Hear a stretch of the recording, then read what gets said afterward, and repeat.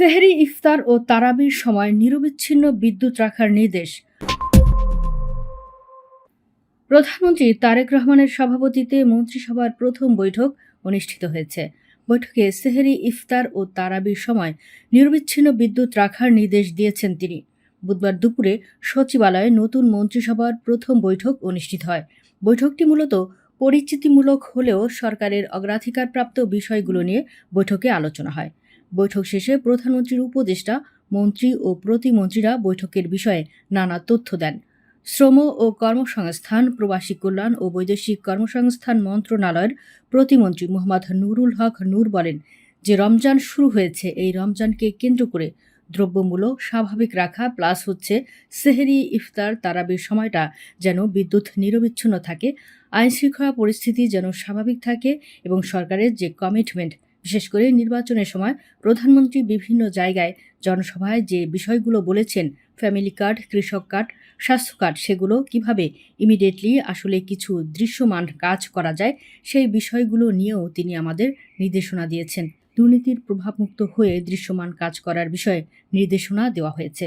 মধ্যপ্রাচ্যে শ্রম বাজার সম্প্রসারণের বিষয়ে পরামর্শ দিয়েছেন প্রধানমন্ত্রী। আইনশৃঙ্খলা পরিস্থিতি ঠিক রাখতে নির্দেশনা দিয়েছেন প্রধানমন্ত্রী।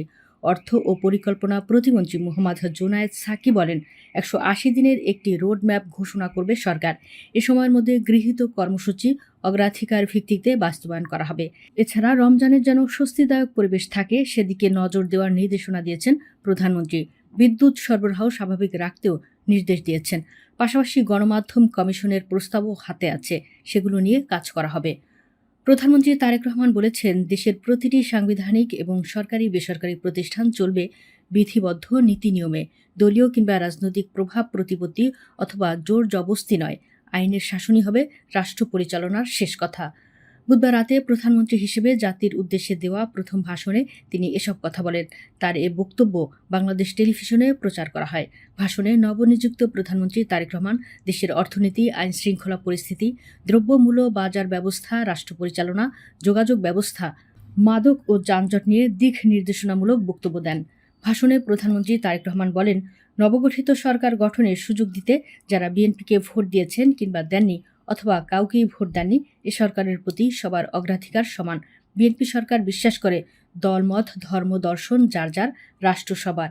এই দেশ, এই রাষ্ট্রে একজন বাংলাদেশি হিসেবে আপনার, আমার, আমাদের প্রতিটি বাংলাদেশি নাগরিকের অধিকার সমান।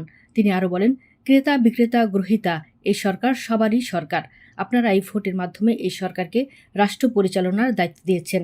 আপনারাই এই সরকারের শক্তি। তারেক রহমান বলেন, হাজারো শহীদদের প্রাণের বিনিময়ে আমরা দেশ এবং জনগণের স্বাধীনতা, সার্বভৌমত্ব রক্ষা করতে পেরেছি। দাবিদার মুক্ত বাংলাদেশে জনগণের ভোটে জনগণের কাছে জবাবদিহিমূলক একটি নতুন সরকার যাত্রা শুরু করেছে। স্বাধীনতাপ্রিয়, গণতান্ত্রিকামী জনগণের কারণেই দেশে আবার মানুষের অগ্রাধিকার, সম্মান এবং মর্যাদা পুনঃপ্রতিষ্ঠার সুযোগ সৃষ্টি হয়েছে। আমি দেশবাসীর উদ্দেশ্যে একটি বার্তা দিতে চাই। মুসলমান, হিন্দু, বৌদ্ধ, খ্রিস্টান তথা দলমত, ধর্মবর্ণ নির্বিশেষে পাহাড়ে কিংবা সমতলে বসবাসকারী এই দেশ আমাদের সবার। প্রতিটি নাগরিকের জন্যই এই দেশকে আমরা একটি নিরাপদ ভূমিতে পরিণত করতে চাই।